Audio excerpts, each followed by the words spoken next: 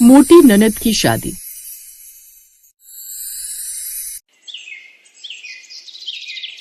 प्रेरणा की ननद चंचलो काफी मोटी और भारी भरकम थी। जब देखो तब उसके मुंह में कुछ न कुछ चलता ही रहता। ऐसे ही एक रोज बस फिर से इन केचुओं की प्लेट डकारने बैठ गई। पता नहीं क्या ही मजा आता है इसे ये केचुए खाने में।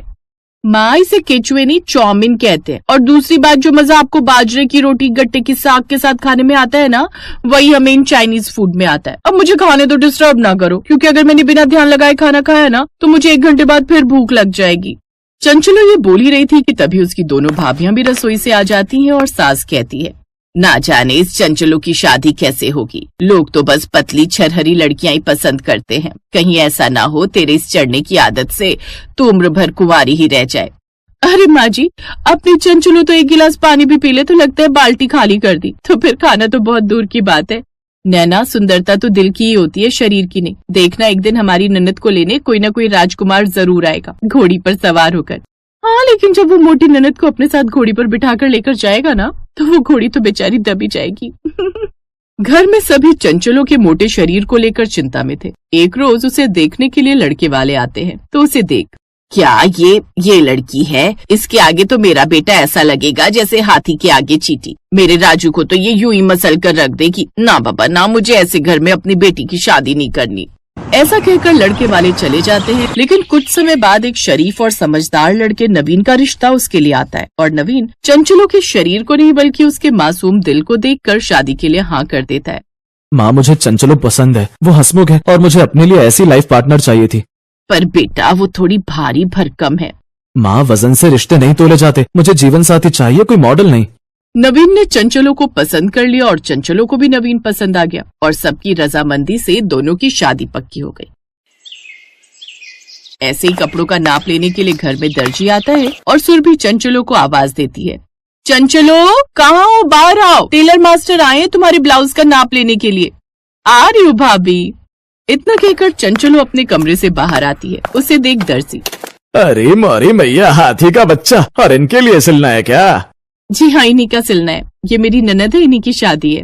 अरे फिर तो कपड़ा बहुत कम दिया है, कपड़ा थोड़ा और लगेगा जी। मुझे लगा था किसी लड़की की शादी है तो उसके लिए कपड़ा सिलना है। अरे मुझे क्या पता था हाथी का बच्चा आगे कर दोगे। अरे भैया, आप लोग तो, अब मेरा मतलब है इनके लिए कपड़ा नहीं, इनके लिए तो पूरा टेंट सिलना होगा। कितनी मोटी है ये।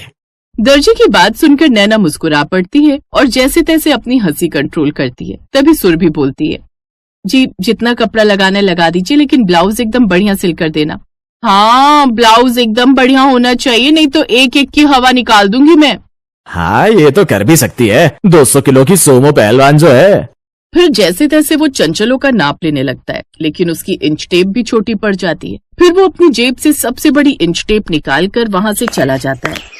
बहू, अब तू जाकर रसोई का काम दे। और चंचलो, तू क्या कर रही है? तू भी अपनी पैकिंग कर लेना। शादी में जो जो तुझे अपने साथ ले जाना है सारा सामान बैग में भरकर पैक कर ले। फिर बाद में मत बोलना ये रह गया वो रह गया। सब कुछ कर लूंगी मैं, आप चिंता मत करो। अरे सबसे बड़ी चिंता तो हमारी टलने वाली है, आपकी शादी जो होने वाली है। भाभी, आपके कहने का क्या मतलब है कि मैं माँ पर बोझ बनी हुई हूँ? बोझ तो आप धरती पर। अरे मेरे कहने का मतलब बेटी की शादी की चिंता तो हर माँ को रहती है ना। अब शादी की तैयारियां पूरे जोर शोर पर चल रही थी। इस बीच चंचलो सुरभि और नैना के साथ शादी की कुछ बची हुई शॉपिंग करने जाती है, जहां उसे एक हाई हील की फैंसी सैंडल पसंद आ जाती है। भाभी, मुझे ये वाली हाई हील्स बहुत ज्यादा पसंद है, मैं यही वाली हाई हील्स लूंगी। ये वाली आप लोगी?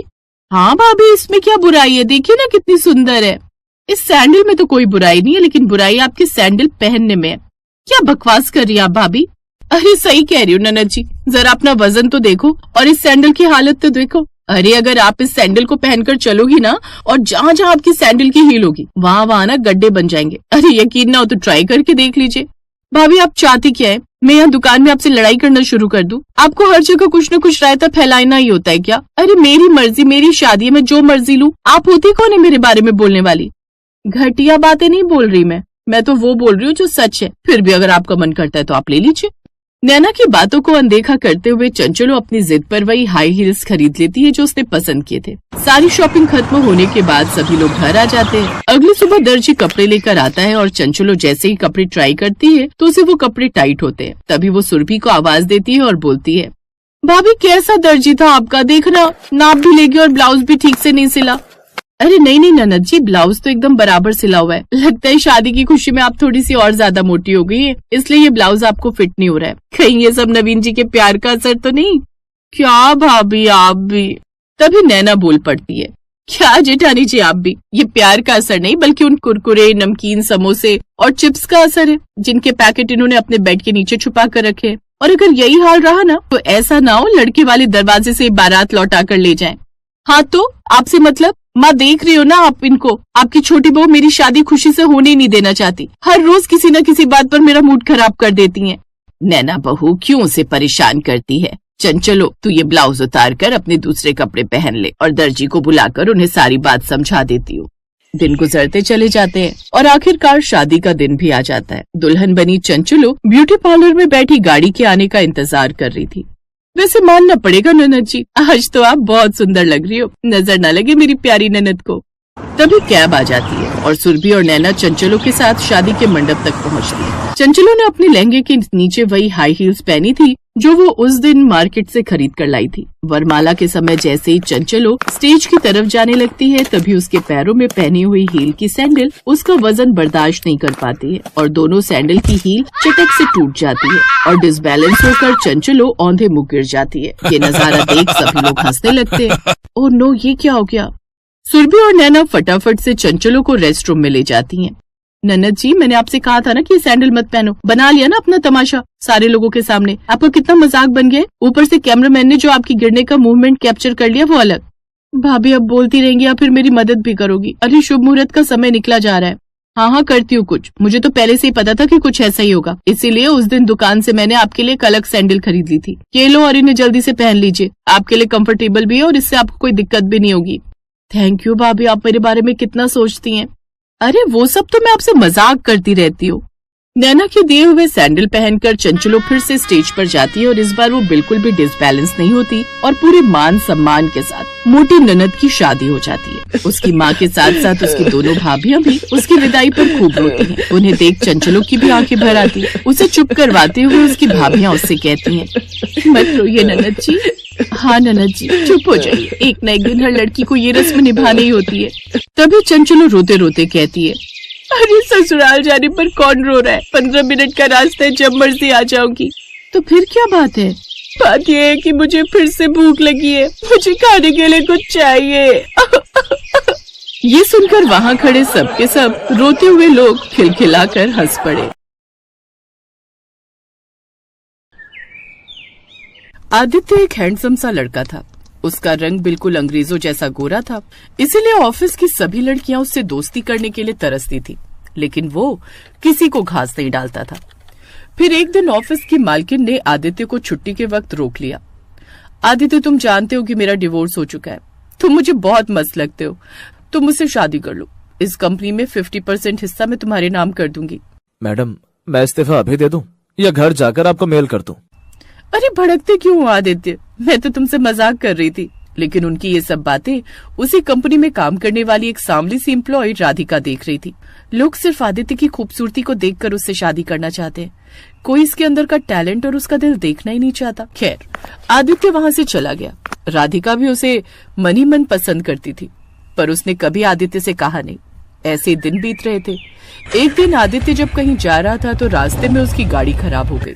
इस गाड़ी को भी अभी खराब होना था। यहाँ आसपास चारों तरफ जंगल है, कोई मैकेनिक भी नहीं मिलेगा यहाँ। तभी वहाँ से अपनी स्कूटी से राधिका गुजरी। उसने आदित्य को परेशान देखकर अपनी स्कूटी वहीं रोक दी। क्या हुआ आदित्य, परेशान लग रहे हो? राधिका, मेरी माँ हॉस्पिटल में एडमिट है, मुझे अर्जेंटली वहाँ पहुँचना है। अचानक मेरी गाड़ी खराब हो गई, अब मैं कैसे जाऊँ? अब मेरी स्कूटी लेकर चले जाओ, मेरा पास में ही घर है, मैं आपकी गाड़ी वहीं लगवा दूंगी अपने घर में। यहाँ आसपास कोई घर नहीं है, तुम जंगल में रहती हो क्या? अरे वो सब छोड़िए ना, इस समय आपकी माँ की जिंदगी से बढ़कर कोई चीज नहीं है। मेरे साथ बहस मत कीजिए, जाइए। पहली बार आदित्य से किसी ने गुस्से में बात की थी। खैर, आदित्य उसकी स्कूटी लेकर वहाँ से चला गया। उसके बाद राधिका उसकी मोटरसाइकिल को पैदल ही किसी तरह अपने घर लेकर आई। उसका घर वहाँ से कम 5 किलोमीटर दूरी पर था। अगले दिन राधिका ऑटो से ऑफिस पहुंची, लेकिन आदित्य लेट आया। राधिका, वहाँ आसपास तो तुम्हारा कोई घर था नहीं, मैं ढूंढता रहा। मेरी बाइक कहाँ है और तुम्हारा घर कहाँ है? आपकी माँ ठीक है ना? मैं तुम्हें थैंक यू बोलना चाहता हूँ राधिका, अच्छा वो मैं टाइम पर पहुंच गया था, वरना मेरी माँ का तो नंबर ही नहीं आता हॉस्पिटल में। खैर, अब मेरी माँ पूरी तरह से ठीक है। ठीक है, तो शाम को आप मेरी स्कूटी से मेरे घर चलना और अपनी बाइक ले जाना। शाम को राधिका आदित्य को अपनी स्कूटी पर बिठाकर अपने घर ले गई। सभी ऑफिस की लड़कियां राधिका से जल रही थी। खैर, राधिका जब घर पहुंची तो वहाँ पर आदित्य की बाइक पूरी तरीके से सही खड़ी थी। राधिका, तुमने मुझसे कल झूठ बोला था। तुम्हारा घर वहां से कम 5 किलोमीटर दूर है और तुमने मेरी गाड़ी बनवा कर खड़ी कर दी। मैं कितना थैंक यू बोलूं तुम्हें। आप बहस बहुत करते हैं। अपनी गाड़ी लीजिए और जाइए यहाँ से। आदित्य गाड़ी लेकर वहाँ से चला तो आया, लेकिन वो रास्ते भर राधिका के बारे में ही सोचता रहा। पहली बार मुझे कोई ऐसी लड़की मिली है जो सच में मेरी फिक्र कर रही है। न जाने क्यों मेरा खिंचाव उसकी तरफ बढ़ता ही जा रहा है। मुझे पक्का यकीन है कि वो मेरी गाड़ी पैदल ही ले गई होगी अपने घर तक, क्योंकि वहां आसपास कोई इंसान था ही नहीं। मुझे जैसी लड़की चाहिए थी वैसी मिल ही गई। आदित्य ने राधिका के बारे में अपने माँ बाप से बात की और कुछ ही महीनों बाद उसने राधिका से शादी कर ली। राधिका को देखकर उसकी ननद पायल, जो आदित्य की तरह ही बहुत गोरी और खूबसूरत थी, उससे चिढ़ने लगी। भैया, आप इतने हैंडसम हो, फिर भी आपने एवरेज लड़की से शादी कर ली। पायल, राधिका एवरेज नहीं है। मुझे जैसी लड़की चाहिए थी राधिका बिल्कुल वैसी ही है। राधिका को पायल की बात का बुरा तो लगा, लेकिन जब आदित्य ने उसके बारे में ऐसा बोल दिया तो उसे बहुत खुशी हुई। सुहागरात की अगली सुबह राधिका ने सबके लिए चाय नाश्ता बना। राधिका, अब तुम्हें ऑफिस जाने की कोई जरूरत नहीं है। मैं इतना कमा लेता हूँ कि मैं अपने जैसे 10 और परिवारों को भी पाल सकता हूँ। ठीक है, जैसा आप कहिए। आदित्य ने बिल्कुल सही लड़की पसंद की है। आजकल की लड़कियों से राधिका सबसे अलग है। खाना भी बहुत अच्छा बनाती है और दिल की भी बहुत अच्छी है। कितनी भी अच्छी हो, पर मुझसे तो अच्छी नहीं है ना। देखना, मेरी शादी तो किसी राजकुमार से ही होगी। पायल, मैं कल से देख रही हूँ तू राधिका से जल रही है। जब तुझे पता है कि राधिका एक एवरेज लड़की है और तू उससे ज्यादा खूबसूरत है, फिर उससे जलने की क्या जरूरत है। मैं भला क्यों जलने लगी? मेरा नाश्ता हो गया, मैं जा रही हूँ अपने दोस्तों से मिलने। ठीक है माँ। राधिका, मैं ऑफिस जा रहा हूँ। आदित्य ऑफिस चला गया। पायल छोटे छोटे कपड़े पहनकर और 2 किलो मेकअप लगाकर बाहर घूमने निकल गई। दोपहर के वक्त राधिका अपनी सास के पैर दबा रही थी। बहू, तू एक मॉडर्न लड़की है, पढ़ी लिखी भी है, इतनी अच्छी कंपनी में काम भी करती थी, इसके बावजूद तेरे अंदर पुराने सारे संस्कार मौजूद हैं। मुझे समझ नहीं आता कि आदित्य जैसे लड़के को तूने कैसे पसंद कर लिया। माँ जी, यही तो मुझे भी समझ में नहीं आ रहा कि आदित्य जैसे हैंडसम लड़के ने मुझे कैसे पसंद कर लिया। आपको पता है, ऑफिस की सभी लड़कियां, यहाँ तक कि कंपनी की मालकिन तक ने आदित्य को प्रपोज किया, पर आदित्य ने उन सबको मना करके मुझे चुना है। इसीलिए मैं खुद को खुश नसीब मानती हूँ। और सिर्फ आदित्य ही नहीं, आप जैसी सास भी आजकल कहाँ मिलती है जो अपनी बहू को इतना प्यार करती हो। खैर, शाम को पायल अपनी सहेलियों के साथ घर वापस आ गई। राधिका भी वहीं थी। दोस्तों, ये है मेरी काली कलूटी भाभी। इनको अपनी बदसूरती पर इतना घमंड है जितना हम लोगों को अपनी खूबसूरती पर नहीं है। भाभी, यहाँ खड़ी रहकर अपनी बेइज्जती क्यों सुन रही हो? मेरी सहेलियां आई हैं, उनके लिए जरा चाय नाश्ते का इंतजाम करो। आप लोग बैठिए, मैं अभी आप लोगों के लिए नाश्ता लेकर आती हूँ। खैर, ऐसे ही दिन बीत रहे थे और पायल हर वक्त राधिका का मजाक उड़ाया करती थी।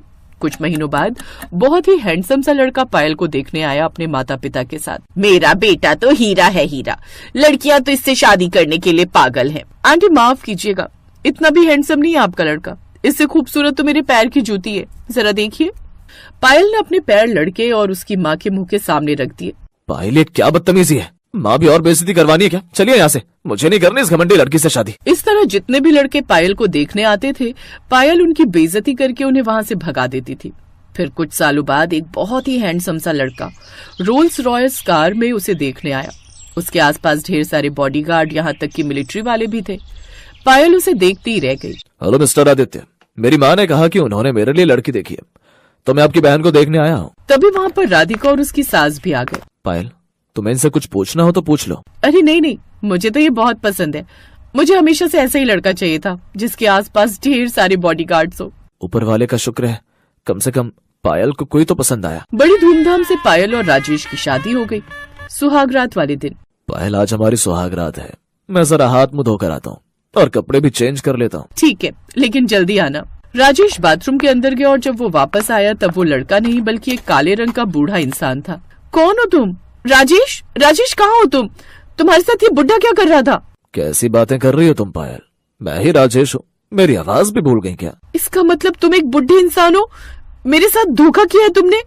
मैंने कौन सा धोखा किया तुम्हारे साथ? मुझे तो पूरी दुनिया जानती है।